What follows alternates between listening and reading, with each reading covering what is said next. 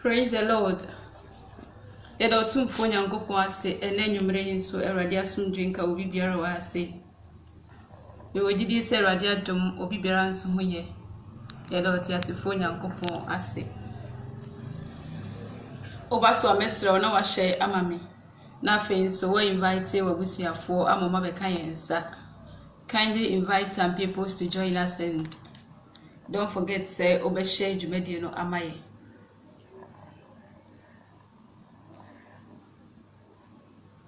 Awurade asomdwe enka obi biara.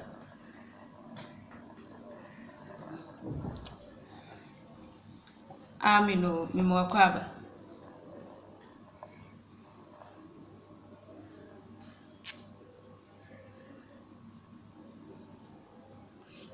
Waba no ahye waba no invite wabusuafo ama mabeka yensa yewo enhira wa ha se bia Awurade nya okese.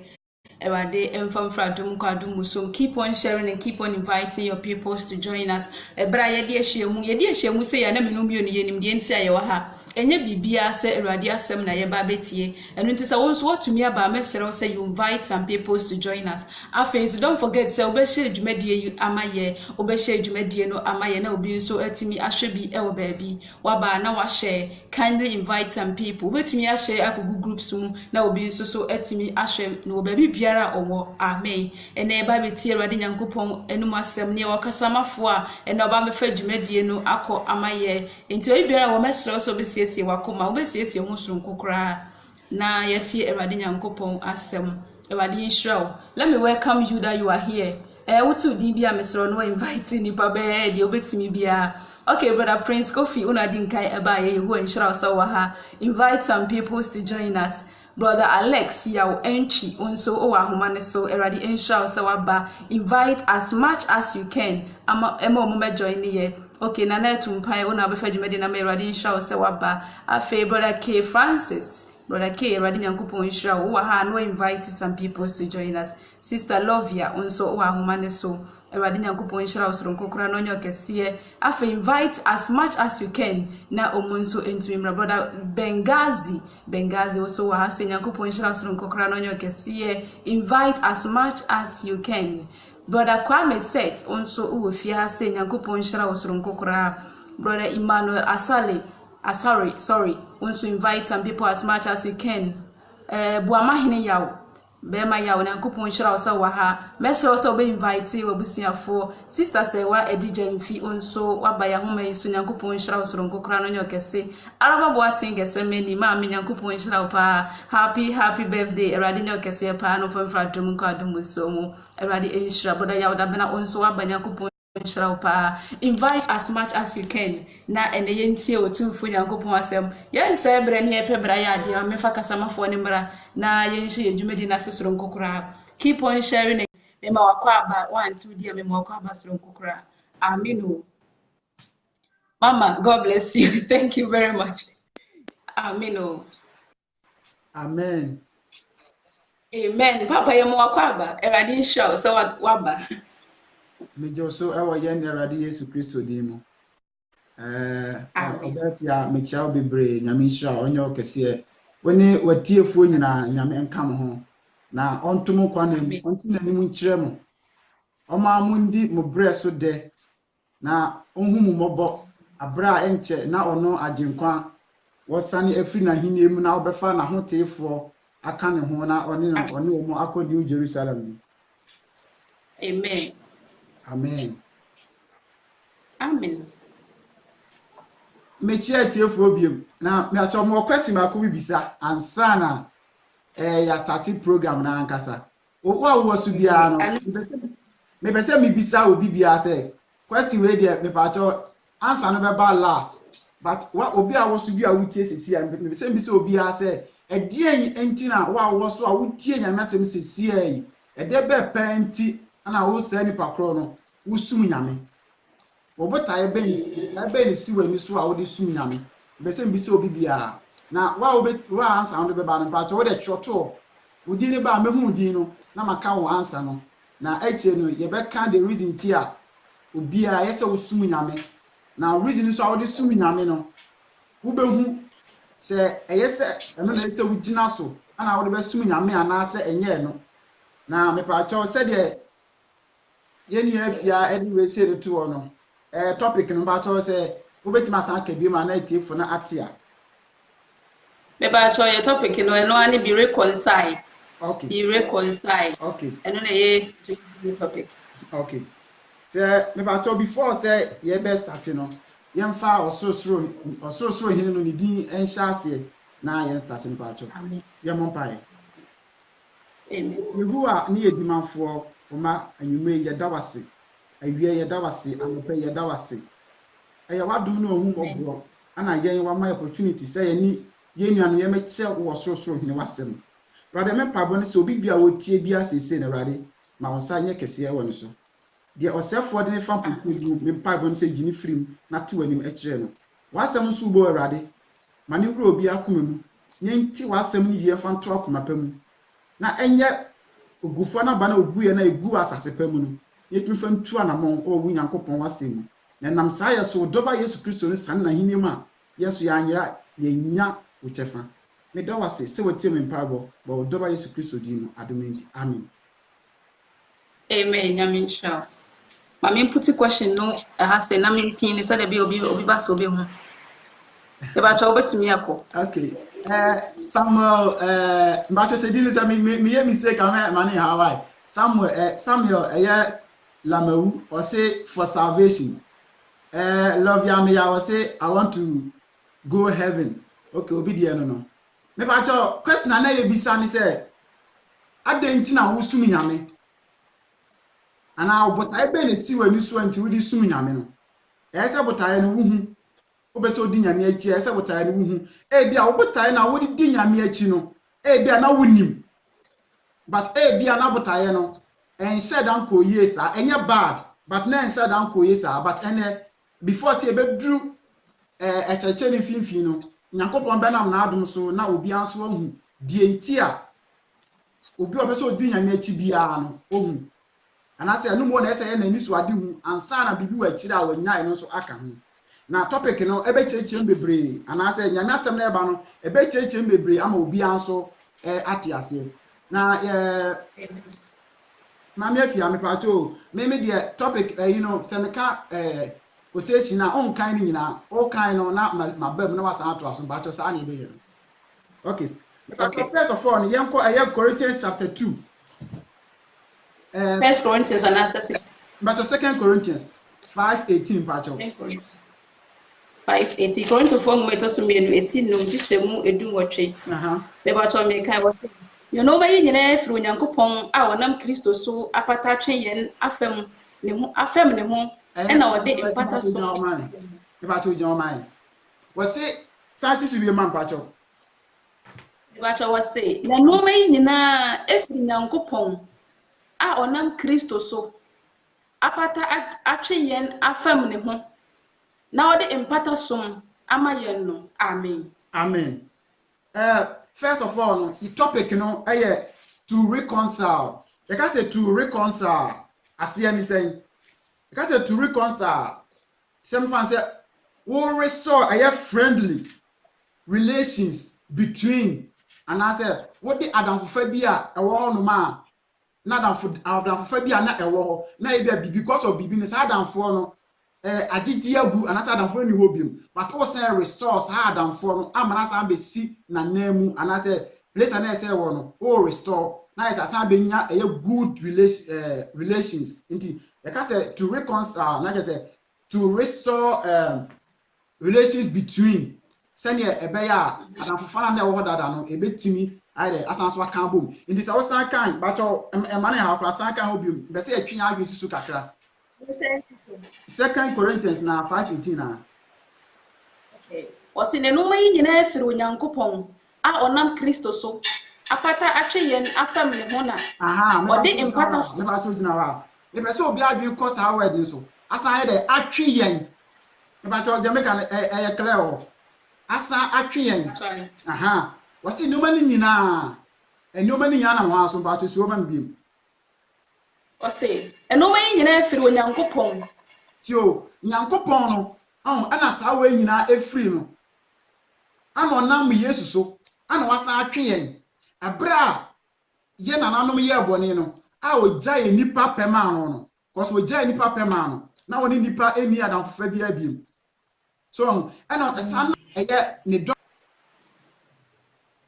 ba Yesu Kristo no ebesie ebeye hweso de ma amenu mienu eti data am no na nke Yakobon de ogya nipa pema ma no se nipa nye de ope but eye because of say eye relation bi a Yakobon san ni nipa enya aye nti no through Jesus Christ no wasa twe nipa aye den eben ne ho na make sense say to reconcile no to say adamfa bi na Yakobon na oni nipa ewo no because of boni nti no Yakobon jai nipa ye pemu ye emaye but enam ya jinkwa Yesu no wasa en ebe esa be fire ebe si ho emaye ni nya good relation because na odona na ewo ho no nke seye but because of Yesu no sa odona sa ye esa be gina ho ema me ni omienu yen kan 17 no bebe wona yen san kan 17 no yen ka de o Inti so bi wo Kristo mu a na oya abode foforo no madada no atwam hwe no manyina aye foforo amen amen so enam se tama na ye ni Nyankopon ye ntem aye tenten na se ni Nyankopon ntem awa no na ye ni Nyankopon any good relationship etin na ye tiboni mu anase ye ti oseye mu so what I say but enam se agenkwa Yesu ebe hye mfifia ebe intermediate ema menu mienu ntino ye free sa esum nu mu ana ya ba han nu nti se free sa esum nu ba han nu ma atin se wa utem be oba ne ye adwen se ya ba be ye abode foforo ewo Yesu Kristo mu anase Nyankopon mu ya ba be ye abode foforo so it is oba na be ye abode foforo a se de ye ya Nyankopon de Yesu besi o ma menu mienu ntino so so ba na be ye abode foforo a enyoma bi wo ho a ye se wo ye asogidi ni sa enyoma no ana ene me ne wo ba behwe sa enyoma no ana Nyankopon edi kan eye ma me ne wo eti minu yo gidi ni no minu me ne so ese eno na yenso yehwe so na yeye but agirifo bebre ato ya adwene afiri sa ne man so ayeye ya fa ne se nyamesom no eno ane se wo kwa asoro na kwakote na asoro de mo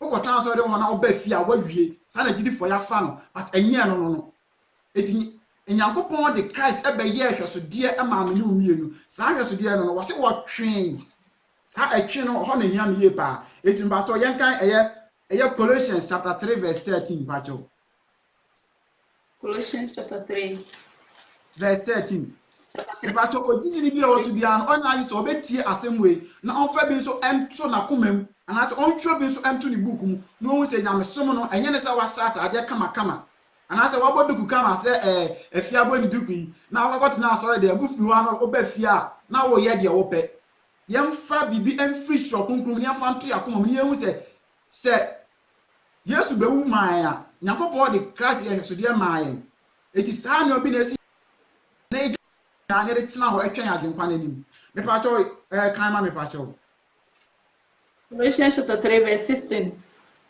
13 pa cho Colossians 13 Ose na so obi nya asem bia munhunu mema mo ho na momfa ncheche mo ho sede Awurade de ache mo no sede mo nso mo nyo ene no amen me pa cho why you pose kakra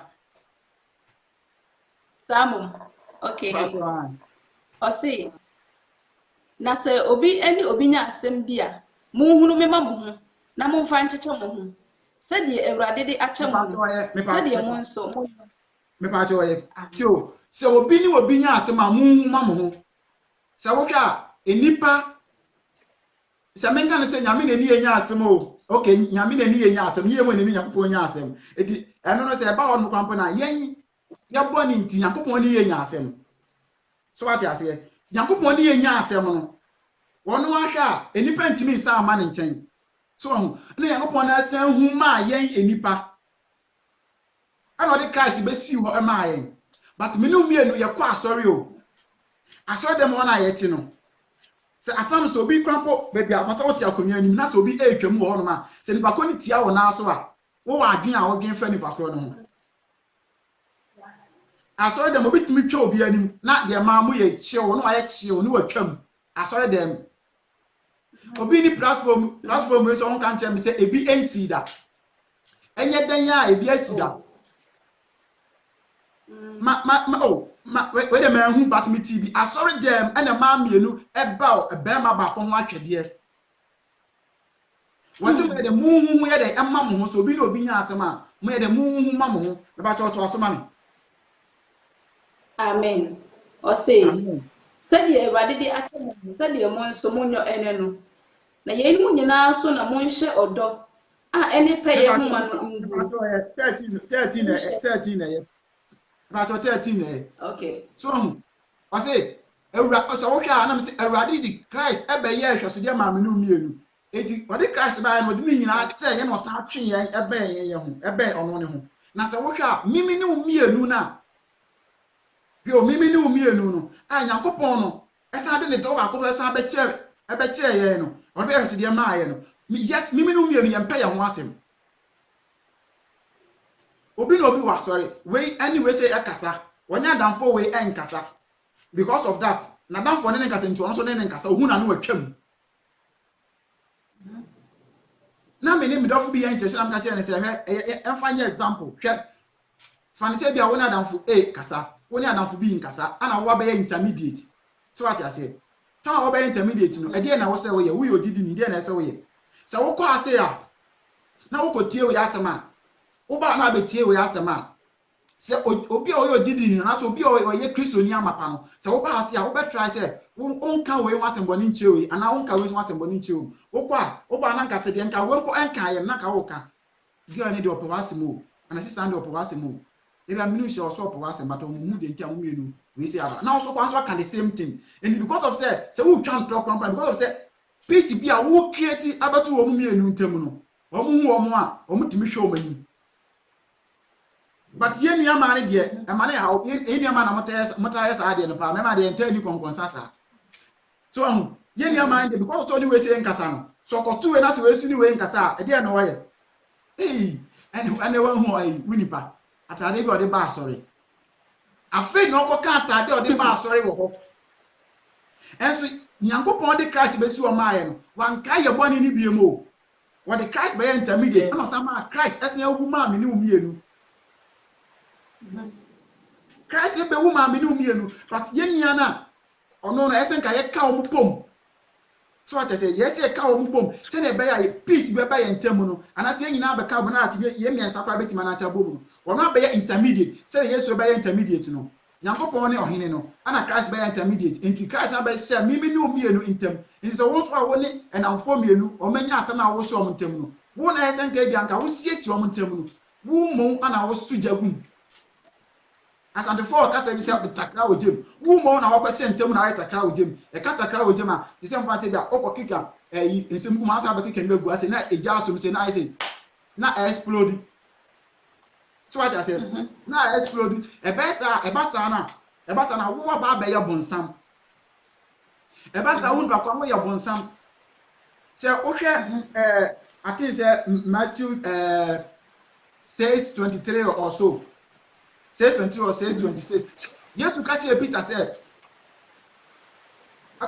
Peter sɛ wɔyɛ Satan sɛ enipa timi adwene enoma bi a na wabɛfa Satan su and the Satan su na wobɛkɔ mu no ɛna bi obi aka sɛ wɔyɛ Satan so what I say sɛ ntina sɛ wo kan ayi hɔ na wɔ sɛ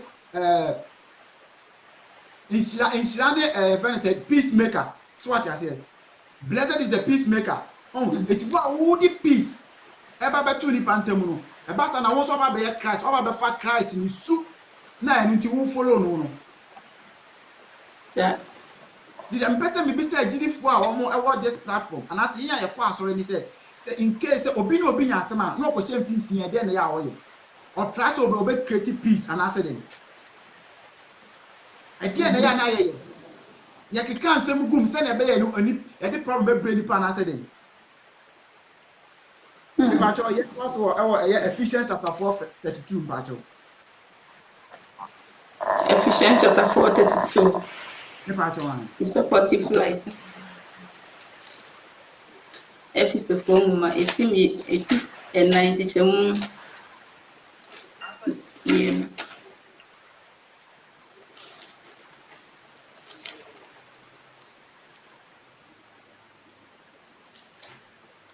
Ephesians chapter 4 verse 2. 32 mpacho. Chapter 4 verse 32. Mpacho. Okay. Or say na mama mo yam inye yie na enhyehye mu emema mo ho. Mpacho me wa. Na mama mo yam nye yie. Se mama mo yam nye yie de na ese wo ye. Se wo ye adoye e de ama wunua. Wunu nua na wa sorry. Oh, me ya meta pese meka sa sorry because ade ba ko ni say abontin so no so bu ya abontin ade obeka ni say on say Ghana for there ye wono bi say oh we kwara me ko china ade kwara mi so obekwa koye me bon.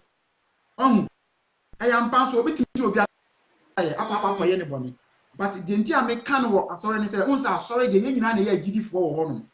So what I say, ye nyina na ye agidi obi ye normally de ye nyina nka ye emu ni say ye ba say ye ba hwehwe agenkwa na kira kwan. Agenkwa na Nyankopɔn ni si o ma menu mienu na kira kwan ka ba hwehwe. Ise nke ye ba asori de a, nka asori de mo no, ese nke ma ye yeme de eye yie ama ye ho. So because ma oyem ye ma obi a one enye adoye nko a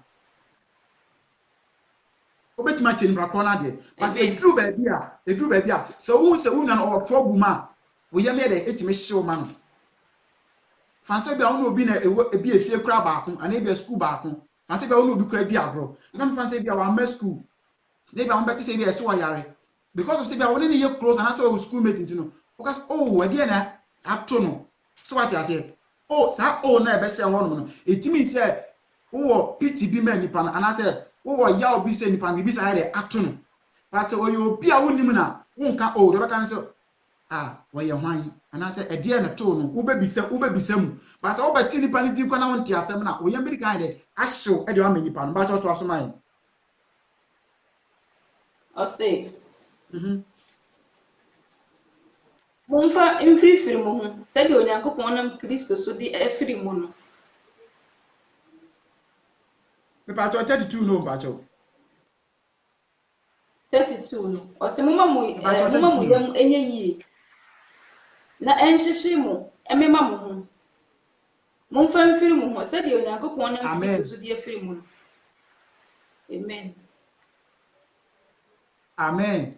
Amen. We there edu be na say internet na break kakra ba mate me pa cho mate so we say mumma mo yam kyekye mo ma mo ho so mo fa kyekye mo ho said ye Onyankopon nam Kristo so de kye mo no asan so abesi mo ha say onam Kristo so e de kye ye enti say minu mienu so obi ye bone a ade ba ko ye ese etadi gina so pa ene say nyame nti ana say Kristo nti say ye kan obi aye obi bone a obi aso betimi aye bi say kan say obi aye obi bone obi so ye de retaliate ana say obi so eye the same thing minu ko obi abetimi aye bi but ade ba ko ye say kan ni say tama Nyankopon de Christ by intermediate no na eye senka that time no nka wo ye bone kwa na ho nko so okum because okay the old one na chew it nka wo ye new one na ho no say nko okum but wa anya ne saa ye ni asan ba besere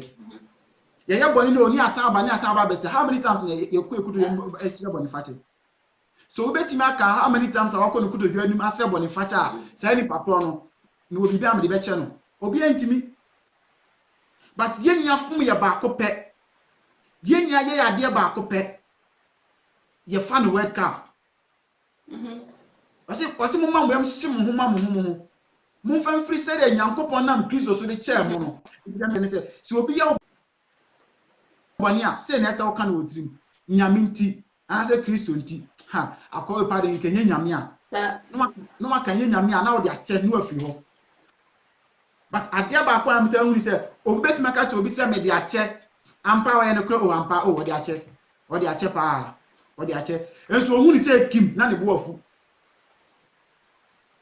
wo de ache o afia wo de ache ayampa o wo de ache o we de mi fi no we de so ye bonsam no wasan ka so ye bonsam ampa do ye wo no wetima ka so ye bonsam but onye hu ni pakro na anase na ni po ni pe na nim sei na ne bo afu afi no nya wase akọ pa re hu ahi kura ni hu pa na ne ba hye makoma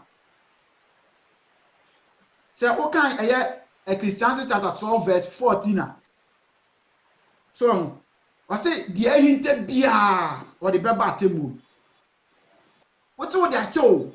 What's what they are told? Now what it says, I am back and the question with that child. I didn't say so who now bufu. What they are telling you be. As who the panel with your muscle, who the panel waffle. It means I won't find child. So what I say, and I'm can Ecclesiastes 12:14 says the hinted ever at him. Be a hinted the idea and a hinter. Yakumemu, and no man hinter or Yakumemu. Christ at the baba at him. Maybe I can't argue. You can't come and face me, nipa be a who, meaning our Christ so at the baba at him. And he said, I did it for yes, I best swing Uncle Body. I did back one make come and did it for you now at Tias, and he said, Young Coco didn't find Queen. And I said, and now so Yankopon and now Christ so no idea one in free, now Christ are intermediate, you know. Yes, no, Yenny Anum, Yenny intermediate between Yenny and them. You say, Yankopon the time because of Christ. What if I tell you because of Christ? It's why you're by now that I say, Yamin Timedia chow. Then can you father commit my your sins? Say, what they are committing my better. Because yen will be on the bad side. There be a small mechanic say, what this word I'm casting, yes, will be about them. I didn't know be about them. Say, Oba will be never a didn't know and I'm horror man. When you're on the bad side, when you're on the betty my that's open for class of the nothing I and I saw what the open for phone for another.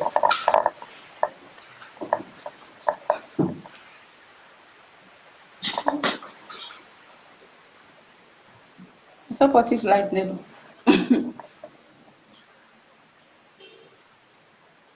I'm in Bachayan commercial light. Okay. Let me say the apostle. Near support me off. Okay. What do you say? What do you say in Bacon? What you said there we didn't one cassa or head there. Dear me person what you say, when I coffee so ni papa na hwa ade. Nipa ne ye wo bia. De obetima ya wo no. Wo bonu wo say, "Eh, nipa se mesa no we dindin." Ona mo ho ko fan nti no fi say bia we se na wo ti hu ni face no. Sa na ote. Eti na better obi ate ase ne say, "Obi abetima ye obi abone at any given time." But say you Christo a wo ya fa obi abone de say kan ne say Christo nti.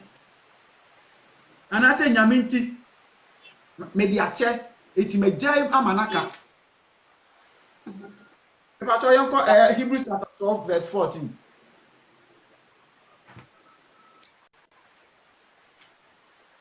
Hebrews chapter 4. Observe from function one supportive light in the room. Chapter 12 Hebrews chapter 4. 14. Hebrews 12 14. Hebrews chapter 12 verse 4. Me part one. Okay, make kind or say Munimo or say muni ni penny nine temas would ye. Now, what's here? I will be quati or say now I won't say I will be quatia. Oh, Amen. So, Yankopon se na dia mai no, wasi ye ni penny na. Ye ni penny na. Tem asumdwe. Ye ni penny na enya baako. Sir. Ye ni penny na enum kru baako. Amen. Ye ni penny na enum abua baako. Amen. Na sa we say no. Ana se nipa kwati a onhu nyame. Ana se obi kwati a onhu awurade. So obi kwati e ka se obi hu awurade a e kwa ma so no onhu awurade. Ye wo mu bebre. So unity as I say. But when you say when we nya awurade nanum adom. Se we nya awurade nanum adom a na it means the new Jerusalem and as heaven no anya da betimi aba ho. That's why still you see asum nyame. Sir. Still you see asum nyame. Ana se woni nipa entem anya good a ontumi mmompa ma Yakob wontie wo mpae.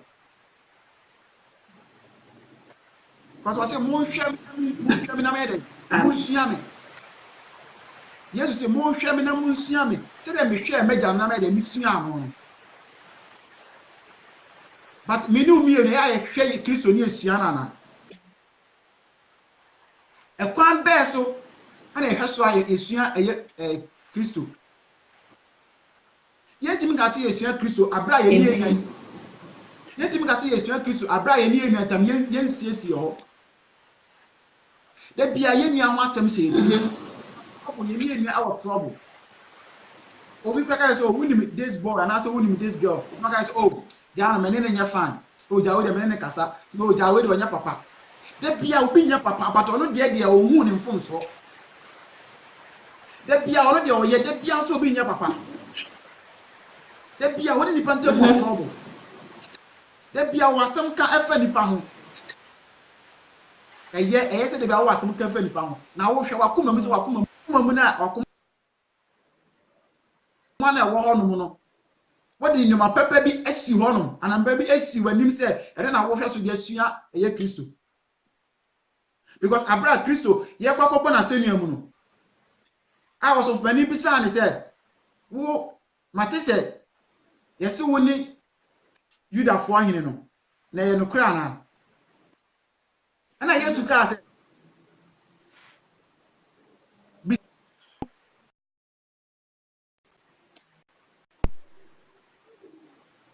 obi fa ye Yesu achi ko bo na so so mi bisa o se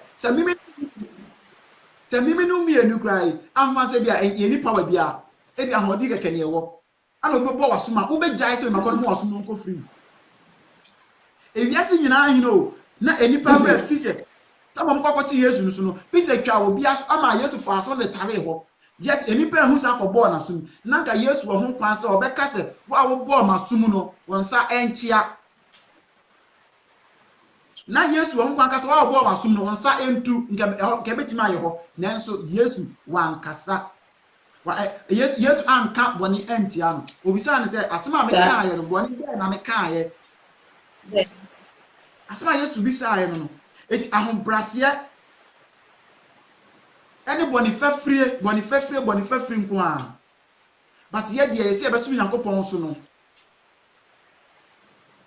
yesi ebesu Nyankopon so no ye ni Kristo de Kristo ye nachi sesi ebesu Nyankopon na ebesu Kristo no kware mu dia ye ni nanamo ati de wo ye no ye ntrase ebe ye menka se ebe but ye ntrase ebe ye mfa boni nche iti na se ko bisa se wase Yesu so bi ye boni a emprenso ni ye mfa nche na ano se aye wase de mbisa me say enipa ba ko bedima yo sa abone na onipa ba ko ntimi nya sa abone no enipa ba ko ntimi nya sa because ba ko na ka sa no ko sa wo ya okrampo no anya possible it de na Yesu e pa che ni say yam fa bone se abra yam bre hu de na Yesu de o pa che ni na no yam fa bone nche abra yam bre hu because obi enya wo bone 7 times 77 da no 10 times ko obi ntimi nya obone sa no se ma ba na what one bia me say we na so kwa sorry me tu duku na me ko the next day na sa atro ma ka say we na so kwa so ma sa tu duku aden if you class who wan ka say who say me ba wo be so ewura aden o ka say bra na ba ba tu duku na e ba no na tu mpa tu duku na e ba no wo be so ewura aden enti obi ntimi nya obone 10 times enti na Jesus say yam fa bone nche abra yam bre hu but yam fa bone but yes yam lumi enu so yam fa bone nche de bia ba bia ti na yete de bia ya kwa say ye ABC man yete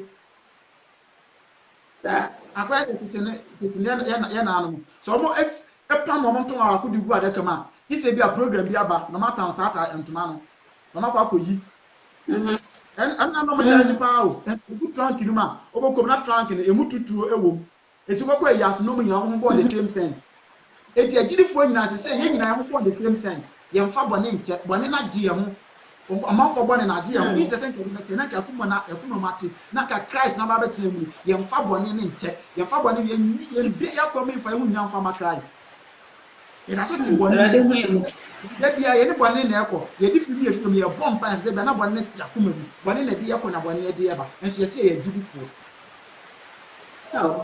ya tin kwa Yesu se mo yin ya soko ya tin kwa Yesu si an kanche ye nuanom Siasi ebesum Nyankopon ne asom Kristo wo ne kware mu dia yenya yakwan mu nyina yenya yepa mu nyina ne fama Nyankopon ne ntena se afori a esadi yefa ntwan eye ayifon kunu na ente na ayifukunu no oba ade bakwada mbisa se wo yo didi ne abisa ho se Yesu ni mu ana wo ni Yesu but Yesu ni mu ana se Yesu ni mu dia fa wo yana bone ne kan se wa yo obi bone a ana obi ayo bone a wa yo bone a fe bakwada ka kire no. Say sister, me pa cho dem ya won tell me. Me pa cho enu enku da. Enu enku da. Me pa cho enu enku da. Esi esua, please, I'm sorry. Esi esua kan. Why ya dey na? Please. You know be kasa please. And I say I'm sorry. No I can't hear ni pa no. Me pa ko hu de owo ye. Atams who do obi atem but please I obey you so no. Be me pa na sere. Because of this please. Yeah, did it for the man, but so okay, the 10 virgins are the 10 virgins, no. One moment we see your extra oil. A can on lantern, Tama. Another 5 virgins on lantern, emu oil sign. I'm a custom worship Yabano. I want to mobile, only the poor can you now one of a different oil, no. I'm buy, no. Now one man or more be that I know. Omo de agu omo yi mama aso ama aifukuru ni baaye no aso steni omo ama motimi na aifukuru na ko ato mama ka so mpa koto bi aba no omo baaye na aifukuru na ko no they were not prepared. Yes, it mean we be sound say are we prepared enough? Are we preparing? And even say you prepare preparation at the preparation at the send a day so na say enough for day na say me here. The preparation is enough for dinner. I say, and today is today. Mo my aunt Nasi, na yen train and Casabia, Obi and free baby, no may I'm a pedant free baby. I tell you, my young woman, my fire armor, young fire arrow, like soldiers they are going to war. Because Bible say, was why he near no young fan at so. Yamfana hogono so ye dia ho and say what ho na so wan fan hoden so na so be fan say meka say ladies footballer Abraham man na ebo ball I tell you obeti wani no I tell you asema make am say oni ati asen say enne day before say ade beti no minya encounter me metina na me kasim bia eni was Nyankopon asem ana meka se me ken Nyankopon asem na se me din trouble ajenkwa ne be bisa me enne da nuhu ajenkwa Yesu Kristo na face na o de hwe me no the man wasn't happy and I'm saying na me kan kontompo se me twa kontompo and can have different platform to go there and say it. And let them whom had the Ajenkwa Yesu Christo, the man wasn't happy. Now when you're happy at all, it means that it means that you're society because Obejina ho Edimaya, Obayasha Sudi Edimaya.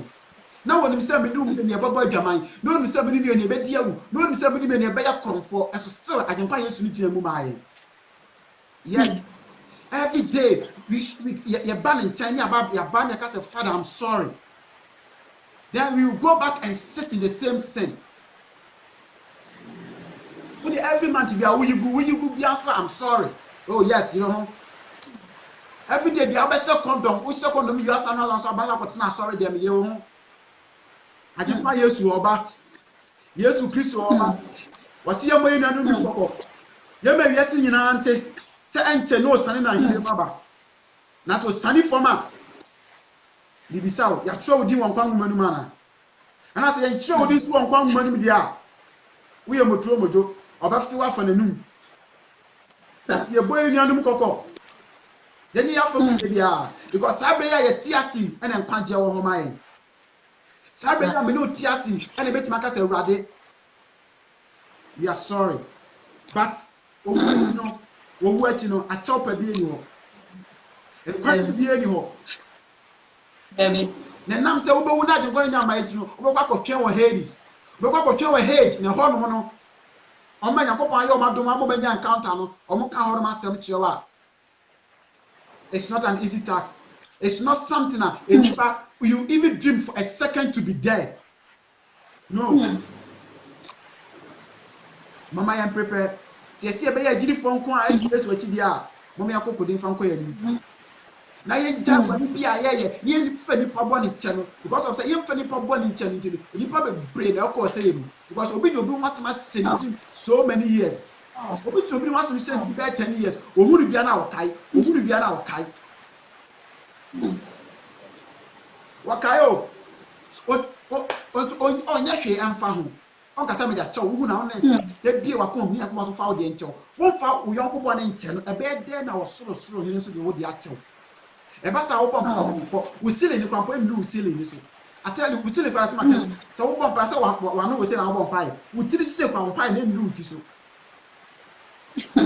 enko empa ni enko because what boni mu boni a wo timu so sanfa wo nya de enche no was wo do nya boni e ana janso do de e be chew na wo tima te wo ho afri de ntini nyina mu na wo so tima kan aba be ye ne ba eti mo ma ye fa ye nua no boni entiche sache so many years no matter dia boni sitie bia no ye mfa boni nche ye mfa nkofo me pa che wo ne metie preaching yesu eba because wo be ko boni mu e bia na wo bo aro papa ese pa wo but obi boni bia on fa nche na so akoma mu ntino yankopon so wo because Bible want to say wa se na bofo amayen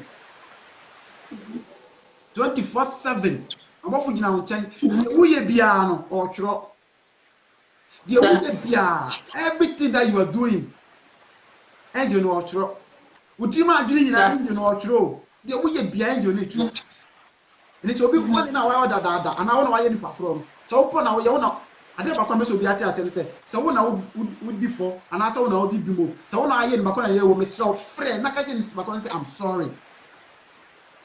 God bless you. I'm sorry I'm sorry please we are nobody ade ba kwa say no matter ade a obehye no aye fan no bi amafo akwo I tell you say be see am no me netwe say wo da ne to say ana say wu a I tell you say be out da panipa ma ho bo mehwe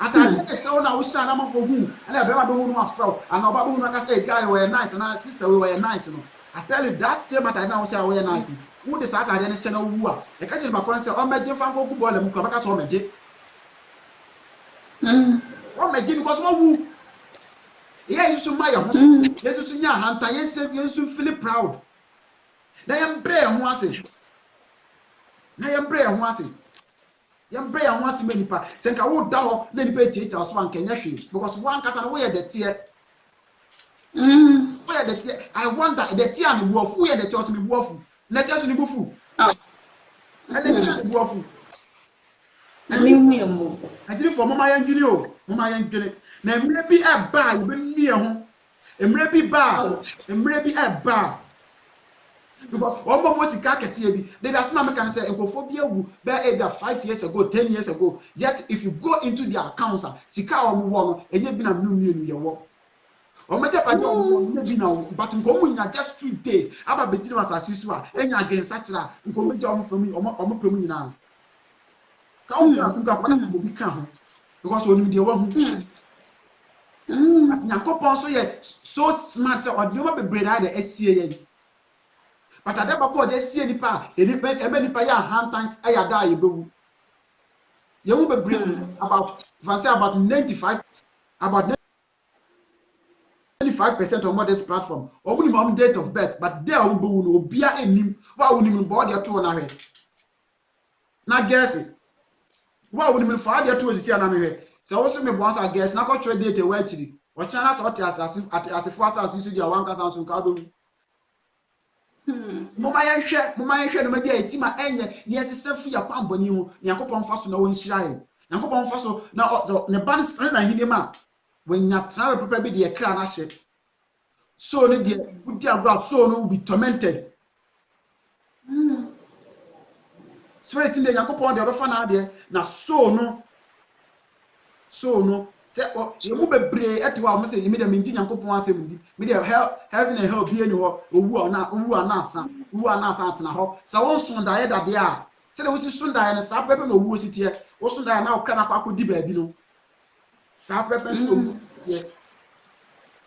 Ni say wo se wo da won je ye fe ni say heaven and hell bia eni a koso. E mu bebre before be wo me dem ndi we stories then na mo back platform ma won for picture na mo ta church wo mo se me go. Na me hu ya mobo. Na won no ye na won kan na won boy bebre. Na won boy. Amen. The Bible can Matthew chapter 5 verse 9. Matthew 5:9.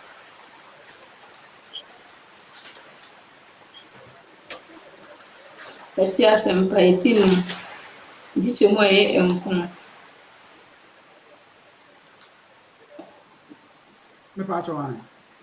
O say, inshallah for na one na obefre wo no Nyankopon ma. Amen. Amen. So Inchira anywhere what the asumdwe and I say what the asumdwe eba what the obefre wo Nyankopon ba. Inchira ne wo because one no if I didn't obefre wo Nyankopon ba. What they say nipa e ko trouble ma won be say nipa be kom won be say nipa ni nipa ntem e be say yankofo bi wo hono o ma so so ntokwa so ama ntokwa happen ama nipa wuwom tama ni esusu an ye wonamfo bi wo hono o ma nyini si a o de ani o mo fa ebo ato o msam ana se bi anya mienu no ayin sei ntokwa ni agro ni de he na wo pe no mu giantem we say na we abontokwa na we abontokwa e je se mo nkono de ato ho e be sa wo se ni pa ko no wo ben wo but say they yiri nti enye sa de ni biem ade ba ko ni say wa wutu ohun asem na wutu ohun asem na akọ kan chiwe wa wutu we de na akọ kan chiwe say na be ya o mienu no o ntem ebe say say na be ya o mienu o benya trouble say na be ya o mienu amane beba amane ba na wani ate o we ni we nkasa ja me ni we be kasa na je say me we na ye madamfo wa wo create trouble man nipa wo fafo na de fon aba obi nkon so nkon nipa ko nchen ko kan chire no wo ya no atamfo yes so na ye kasa ahoma trofo no nipa trofo ahoma de we ye trofo message na wo de ma ahoma na no no de ko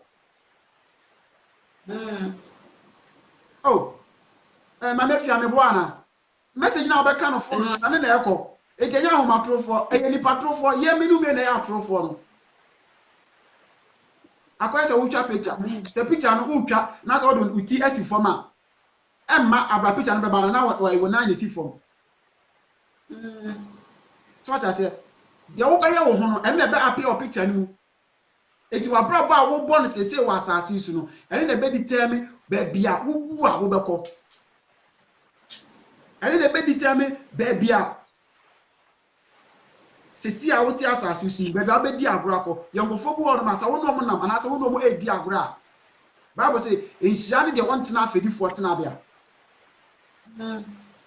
yankofo bu ono ma we Kristo ni all right we did ni all right yet de bia no wotintokwa pefo mu wote akwa nsafo mu wote adwamamofo mu what's mo kwa sorry but a bit man one day bedru na de ni kwa bi eno bi ni kwa sa wo ye no akwa because one tena agidi fomu wo ko tena afukube fomu anasa fedi fomu iti abasa peace ben ana wuja to ho etu ni pantem wo kwa sorry ko pe peace a wo ba oni abonti for me meche peace no mo say no asore na wo ko ye na wo benya peace iti abasa wo me sa peace ni bi ebe san so aba Nyankopon fie because peace na ko fa no sorry them one what they be show no our world and as we be show no e bi ase it you got to want to say peace ni bi no o mo dey e dey aba Nyankopon fie Amen. Agidi ko mo ma yenche peace en fama bi ase sie di Kristo e Amen. because Kristo no ba no what they asumdue any odo and a brain inipa Yento also our Matthew chapter 5, 23 to 24. Matthew 5, 23, 24. Okay. I say, enti sa wodi waye ye die eba for guchia ho na e ho okay se wo nua wa asem tia wo a ja wa ye de no aforugutia no anim ho ne kwana ne wo nua no engobom kane ansana waba ma wa ye de no. Amen. So Amen. yet ya sorry demo ye ne nkofo ya aka ye ne nko me nka se ne obi ya aka o ye ne nkofo ya aka enso ye baba afore ma nyame abacho ana this verse no enya John the Baptist na eka enya Isaiah na eka eye Yesu Kristo nu masem so what I say eye Yesu Kristo nu masem ono say o ka se wo babo afore de amanyame a so wo babo afore ma Yankopon na but o ka no say afore am babo kura say me ne afia kura ya aka o ana say jawa yiri to ho no wa ye de no ja to ho nakọ na ni bakọ nko kan bom ko ka bom wia na ade wa ye de na ba ade ntino o kasa it means ayeye de na wo de bre Yankopon no nani anje ho na se nani nso Kristo si nani nso sa etiwa wo de nkofo ya aka wa wo se nipa ntem wa wo ye nya atwom no wa ye de no enso Kristo ani eti before so ba ye de no so ba beto ofre no wo no wo ni kwasete wo ni problem wo ni nipa ntem for this platform na dey be akọ aso na be akọ to meka ne se collection na obeto no wa wo se no dey be atato collection enso no sa collection wo nya bibia mfire kira kai unu se bia wakoma mu no wo suru obi bọ ni ache ma unu bia o kai unu bia yam hyew e basa scan utugu e basa scan utugu keke because I say wata na nka wata na ga ko to bola so kran kai ko bi kwa ku e bola o ma mo ye bola so adwuma ko be fa na ko ne family akwa akwa o mo 1-2 because we be wa ku mu o fa nkofo bo ne nti wa ye de no Kristo o nhira so mfa ma e ba to yeta am nti no yankwa e ho no na ye Matthew no 5 na yankan 44 Matthew chapter 5 verse 44. yeah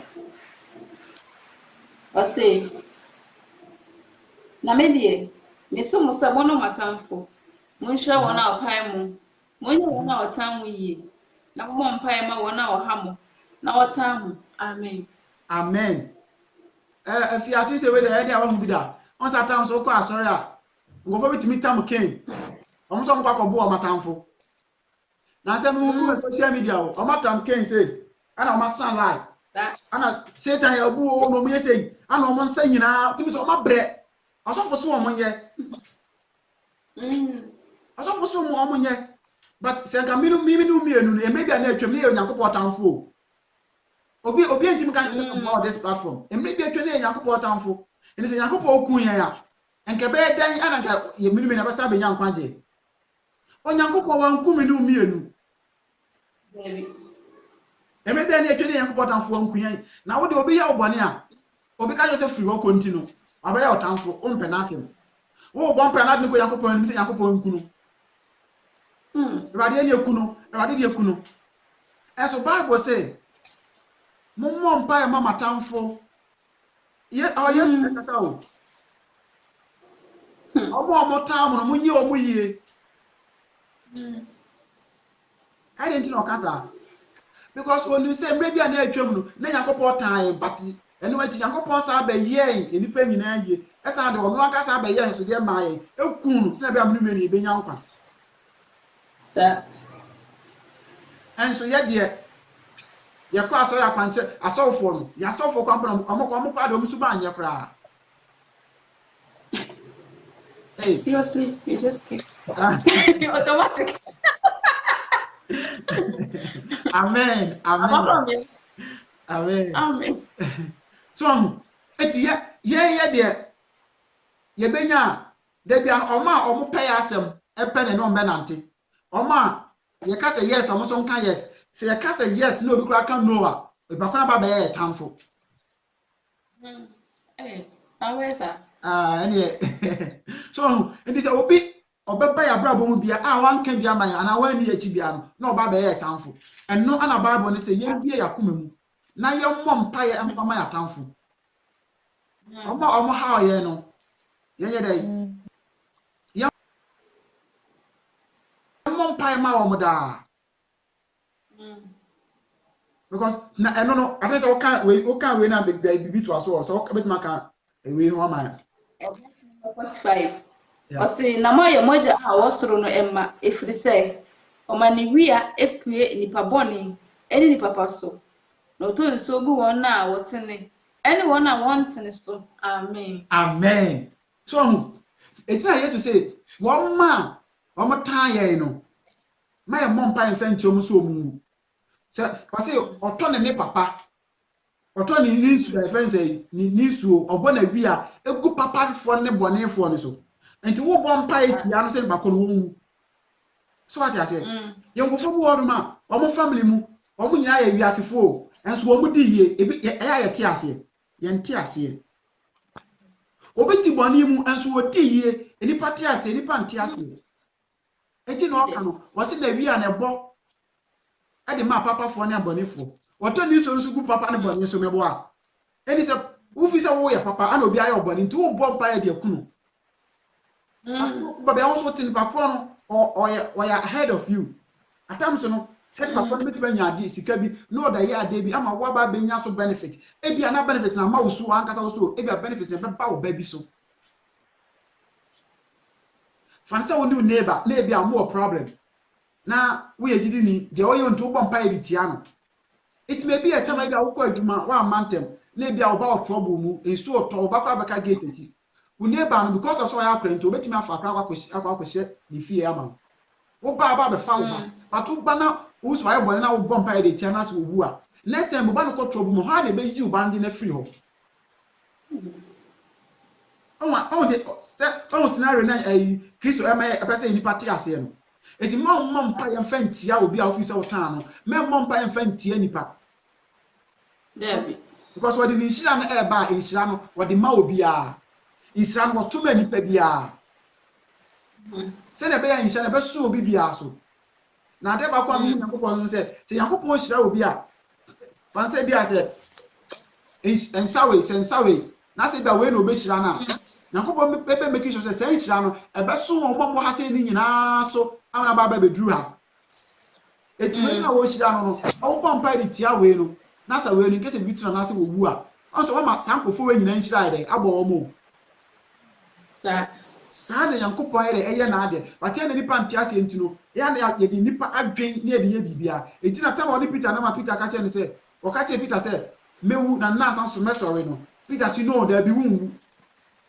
I don't know him say Satan because onim say Yesu no oba be wu e di ama ono Peter no na the same time Yesu wu oba be wu no so no ono so nti no ye be ma ne din so asene edin nyina so so we can Philippians chapter 2 9 to 10 wasi Yesu din no ane ama no so asene edin nyina so na eno na omo asase so omo asase ase na omo nsu ase abakoto because enu nti na Yesu so ba because Jesus came for a mission. So be say we na ono so say we bia abotre anasa de ne papa be ma no ono so aja free papa. But na Peter de wa dwen se nipa.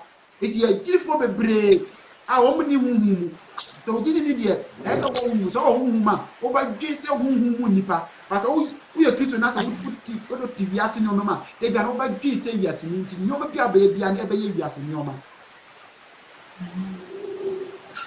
Eti na Kristo I can't take Peter say, so Satan. Because when he said that time Peter ever born in Nepal actually. Peter ever born in Nepal actually because and maybe I said a man or no Christ in the rising. No, Peter ever body actually. You are just for the brace and I tell your bunk of one part. What of the empire be able and maybe a bone who pound to near the argument boom for as no man in yes and sample for no material. I don't think say baby a time no. I can't say about you. O time na dey say waso wana. Maybe who I enter about me who over catch me here. Why? It's the wabo it's almost 7:30. Sir. Hey, yes, one hour so. No, say starting 6:30, sir. Sir. Okay. Okay. You have about 2 verse count. Sorry, sir. Now, me, I've made a for a bit much person. Right. Okay. Yenka, Romans 12, 9, or right. Now, you're from Romans 4. But 12. Romans 12, 9. Okay. But they bet me Yanka Genesis 27:41. Genesis 27. 41. 41. Okay. Amen. Make kind. Or say, na Esau time Jacob free. Jacob wo inshira na jadi shira no nti. Or say na Esau ka no na kuma mu say na a odi besu meja no eye aben. Na me bekum me nua Jacob. Na okoka ne ba pani Esau asem yi kire Rebecca. Na osoma ma okofre ne ba kuma Jacob. Na oka kire no se hwe. Unua Esau kikire ne wure se obekum wo. Afei me ba tie me ne na sori dwane ko wunua Laban nkyɛn wɔ Haran na tena ne nkyɛn na tia kosi sɛ wunua anibere no ebefiri ne mu. Amen. Ba jame ntoazo. Amen. Amen pa. Ye kan for the besi asem so. So aha aye ho ba ya. Sɛ wo hwɛ Jacob and Esau, na wotum sɛ Esau no bɔ no ho modern pa. Na we hard work. What I say? We hard work it na papa ne penasem. Iti papa na kasa. Oh, you say mommy na me shira. Iti mbese me kasi su nyina ne say, the way ye nyina achi no ni nua no abegi ni shira. Na nam say de maame so pena asem, ti maame sa amani dwane ye. So, ti maame sa amani dwane yo. Na wo kan eye Genesis 1 bi ma 30 I think 33:4. Yanka 33:4. 33:4. Yeah. Okay. O say na Esau to America behia no ye na to na ordinary to ne kon ho na ofre na no na osun ye no ma ne so hunu ma no ne won ma no o ka say hwan ni ye num a o kan ho yi na o say eye ma a onyankopon de adom wakoa na ma wa no twipini won ne won ma na obubo won mu ase. Amen. Amen. Hwɛ aha say ana reconcile no eye adwuma. On tama Jacob and Esau no open bra na kunu no. Later omukoye no. Omasa be hia. Asa fe ne bra na no. Na ha say no, say wo kan we obana. Bible say na Esau was come with 400 men. A member 400 ana no mudi Esau eti omode odo omo ere eba. Odo omba be hia Jacob. Na tama nso oba be hia Jacob no. Na Jacob ane na yire no mienu. Ana ne mfena no mienu, ana ne mfena no so no obi anso awo. I think say 1 2 or so. Eti oba no wachira de ne mfena no di anim. Se be ya se bia se Jacob na Esau na adwen say o hame ne servants na o manya kwan bi adwan na se bibisa. Enso ni nani hu no. Ni nani dimrikai de e be hia no. So ye yagidifo enso obi edidi yatem keke no ya fa no World Cup e ma emi pakọ ntem asay. Ye ni pantem enye but we dey whereby ya gidi hira ire afri ni nsem ama nka ogbo asesa. Enso wasa be hu ni nua no. Wa restore sa friendly relation na ewa omuntem no. Wasa restore o masa be hia akomu hu abom. Amen. Obi obusu ma na ate se nkobi obusu na ate se bia esi nipa asemasi ya baifo wo je nsam srade wo je unshira atelu se nipa kono nka won kasa ne hu biem se nipa kono ne kasa biem ye bia ye pe papa nko a na emre ye sai papa nko a as we this time see bra any brothers ehia o maka omo hu abom omo ba be ye nuanom ebiem na o ka kwa ti oruma o de ne ma ne mfra ne ma nyina etia no mpo o sa so tie ne bra na de se wuti na o se wakoa just pass when the brother me bra ne wase e ka se wakoa me gina we aso ye ya bi yɛn pɛ sɛ nipa te aseɛ ne sɛ wo tena ase ama nipa tietia so sɛ dan krampo na ɛma ne haw all because of nyankopɔn nti all because of Kristo nti wonyɛ ma nipa o iti Bible sɛ adeɛ bi a woyɛ no firi wo pɛm sɛ woyɛ dɛ woyɛ de ama nyankopɔn na ɛnyɛ sɛ nipa tietia so nipa ɛka bɔne akyerɛw nipa ɛyɛ bibi akyerɛw a ɛma ne haw koraa yɛ ɛde ama nyankopɔn so na ɛyɛ bibia because ɔno na sɛ kɔ sɛ wokan ɛyɛ I think sɛ Romans 12 na wɔsɛ the virgins wɔsɛ aretɔ wɔ nyankopɔn what I say the virgins is for the Lord ndi sɛ wo no sɛ onipa no bɛyɛ wo de nipa bɛyɛ wo de kora mpo na wo de hwɛ nyankopɔn anim na ɔno sɛ ɔno na aretɔ ɛyɛ ne dia nyame hyira agidi ko nyina na yɛfa yɛ bɔne nkyekyɛ yɛ ho yɛ ho sɛ na bɛyɛ a nyankopɔn so de yɛ deɛ ɛbɛkyɛ yɛn na wɔn ho yɛ mmɔbɔ nti mesrɛ obi bi on this platform a ebia obi ho asɛm hyɛ ne tirim obi ayɛ ne biribi a wɔntumi ɛngya mu ɔmfa mpaebɔ na wɔmfrɛ nipa na onipa kɔ ne nsa nka mbom because yɛmfa yɛ bɔne ankyɛkyɛ yɛ ho a Kristo so ɛmfa yɛ deɛ ɛnkyɛ yɛn ɛdɛ nyankopɔn ase amen wɔde na asɛm aba na megyiri sɛ deɛ otie da so pɛ mu no wafa biribi afiri because nyankopɔn asɛm ɛma kɔ a ɛba na it means say there's somebody a asɛm wei nso ɛyɛ ne dia ɛdɛ nyankopɔn ase bebree amen papa obɛhyira yɛ na yɛakɔ fie okay me ba cho mo memo mpae ɔsoro so hene asedanka wodin biem ɛyɛ wo pɛ ana wode wasɛm abrɛ wo ma na wade me pae bɔ ne sɛ deɛ ɔbɛyɛ asɛm yi refifo biara no me so sɛ kan biem ɛwɔ Yesu Kristo din no ma ne hu sɛ wode ne nua bɔ ne kyɛ no ana wonso de ne deɛ ɛbɛkyɛ no boae na kan ho na kan wɔ wasɛm mu sɛ na wasɛm atie ne pifa ntua na mo ɛwɔ mu na asɛm no ɛma yɛnyini ɛwɔ mu na nam saa yɛ so pia ɔhene ma yɛ anya yiraba yɛda wase sɛ wotie yɛ mpaebɔ adom nti amen amen papa nyankopɔn hyira wo sɛ ɔbae nso awurade nyɛ kɛseɛ nkɔ so ampagya wo ɔnyɛ wo so kɛseɛ sɛ wo so wama wo kwa na nyame nso ɛma yɛfa wo so na ayɛ so yɛ ne wobɛyɛ kyerɛkyerɛ nyame hyɛ obi bia wɔ this platform obiara nyame hyɛ obi biara amen yɛda ase abusuafoɔ momfa nkyɛ me na me support flight na me sɛ mahamadum so akye ne nti no ɔkɔ off nti na